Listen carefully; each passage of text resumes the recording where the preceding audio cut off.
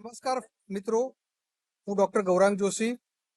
હું અત્યારે Pearson international airport Toronto છું. મારી આજની return flight Toronto to Delhi AI-188 એ ફ્લાઇટમાં અમારે જવાનું હતું. કાલ રાતથી અમને ઈમેલ ને મેસેજ ચાલુ થઈ ગયા કે ભાઈ ફ્લાઇટ ડિલે થાય છે. મારી સાથે મારા સહ પેસેન્જરો પણ છે. શું નામ તમારું? ચિરાગભાઈ બારોટ, અમદાવાદ મુંબઈથી, અને ઋત્વિક પટેલ ફ્રોમ આણંદ, અને યશ શાહ છે એ પણ આણંદથી છે. હા, તો આ બધા અમે જે 1 વાગ્યાની ફ્લાઇટ હતી એ ફ્લાઇટને એ લોકોએ અમને 7 વાગે ફ્લાઇટમાં બોર્ડ કર્યા, એટલે ઓલરેડી 6 કલાક થઈ ગયા હતા.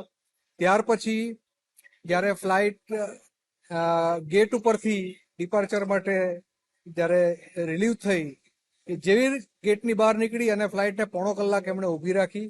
અમને કોઈ કારણ આપવામાં ન આવ્યું. રાઉન્ડ મારીને પાછી ગેટ ઉપર લાવીને પાર્ક કરી દીધી. એમ અમારા લગભગ 1.5 કલાક એમાં નીકળી ગયો. ત્યાર પછી અમે બધાએ ઊભા થઈને કારણ જાણવાનો પ્રયત્ન કર્યો તો કે કંઈ ટેકનિકલ ફોલ્ટ છે, એટલે ફ્લાઇટને અમે અત્યારે અહીંયા કેબિન ક્રૂને પણ આ વસ્તુ ખબર નહોતી કે ભાઈ શું પ્રોબ્લેમ ચાલે છે. અને જે કેપ્ટન હતા એ પણ કોઈ એનાઉન્સમેન્ટ કરતા નહોતા. અને ફ્લાઇટના જે અહીંના કેનેડાના જે ટોરન્ટો એરપોર્ટ પરના એર ઇન્ડિયાના જે ફ્લાઇટ મેનેજર હતા એ ભાઈ અમારી સાથે દાદાગીરી કરતા હતા. અમે કીધું કે અમે 15 ગુજરાતી લોકો ફ્લાઇટમાં હતા, એટલે અમે નક્કી કર્યું કે we don't want to fly by this aircraft, તો either you deplane us or refund us.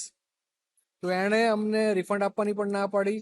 D-plane થવું હોય તમારી જવાબદારીએ થાવ એમ કરીને અમને લોકોએ અમે તો આવી ગયા, કારણ કે સેફટી પર્પઝ આપણે અઠવાડિયા પહેલા આપણા ગુજરાતમાં જે હમણાં ભયંકર અકસ્માત થયો એર ઇન્ડિયાનો, એટલે અમને ડર લાગી ગયો. એટલે અમે 15 જણાએ અમે તો ડિસિઝન લીધું કે પૈસા જાય તો કંઈ નહીં, પણ અમારે ફ્લાઇટમાં આ ટ્રાવેલ નથી કરવું.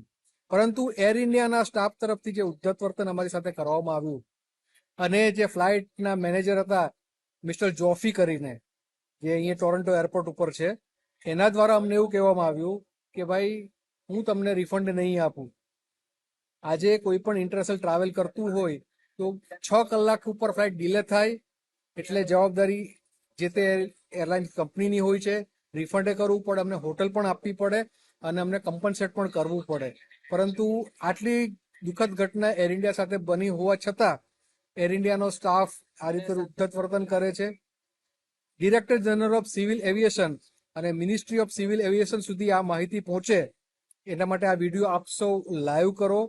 હાલમાં અમે એરપોર્ટની બહાર અહીંયા અમારા લગેજ માટે બેઠા છે. અમને અત્યારે ખબર પડી કે ફ્લાઇટ હવે એ લોકોએ કેન્સલ કરી છે. એટલે એ લોકો અમને પેસેન્જરોને મિસગાઈડ કરતા હતા કે પ્રોબ્લેમ સોલ્વ થઈ ગયો છે અને ફ્લાઇટ હમણાં ટેક ઓફ થશે, પરંતુ હવે ફ્લાઇટ એ લોકોએ કેન્સલ કરી છે. એટલે એ લોકો જૂઠું પણ બોલે છે.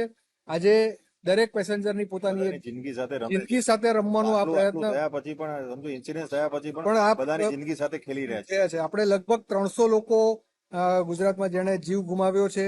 આપણા ભૂતપૂર્વ મુખ્યમંત્રી શ્રી વિજયભાઈ રૂપાણી, જે મારા પડોશી થાય છે, એ ઘટના હજુ અમારા સ્મૃતિ પટલ પરથી હજુ હાલી નથી. અમારું હૃદય હજુ પણ કાપી ઉઠ્યું છે.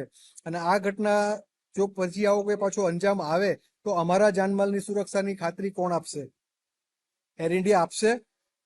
એટલે જેટલા પત્રકાર મિત્રો છે તમામને હું વિનંતી કરું છું કે આ જનહિતમાં આ વિડીયોને મેક્સિમમ ફોરવર્ડ કરો અને એર ઇન્ડિયાની highest authority, civil aviation minister અને director general of civil aviation સુધી અને રાજકોટ અને ગુજરાતના તમામ અખબારોને પણ આ વિડીયોની નોંધ લઈ અને એને ફોરવર્ડ કરો, જેથી વધુ ને વધુ લોકો સુધી આની માહિતી પહોંચે કે એર ઇન્ડિયા તરફથી હજુ પણ મુસાફરો સાથે, પેસેન્જરો સાથે ક્રૂરતાભર્યું વર્તન કરવામાં આવે છે. એક તો એર ઇન્ડિયાનું ફ્લાઇટ ક્રેશ થવાથી ખાલી એર ઇન્ડિયા ક્રેશ નથી થયું, આપણા આખા ઇન્ડિયાની ઇમેજ ક્રેશ થઈ છે. અને ઉપરથી આ રીતનું વર્તન થાય છે. ઇન્ટરનેશનલ લાઇનમાં કરી રહ્યા અને અત્યારે ઇન્ટરનેશનલ રૂટ ઉપર ટોરન્ટો કેનેડાના એરપોર્ટ ઉપર એ લોકો આવી જો અમારી સાથે વર્તણૂક કરતા હોય તો ભવિષ્યમાં એર ઇન્ડિયામાં ફ્લાય કરવું બિલકુલ સલામતી ભર્યું નથી. આનાથી આપણા દેશનું નામ ખરાબ થાય છે, આપણી સિવિલ એવિએશન ઇન્ડસ્ટ્રીનું નામ પણ ખરાબ થાય છે. અત્યારે કેનેડામાં જેટલા લોકો મળે બધા અમને કે એર ઇન્ડિયામાં શું કામ તમે ટ્રાવેલ કરો છો?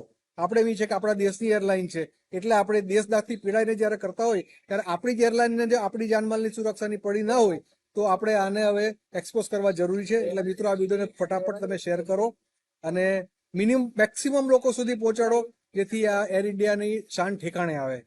જય ભારત, જય હિન્દ. જય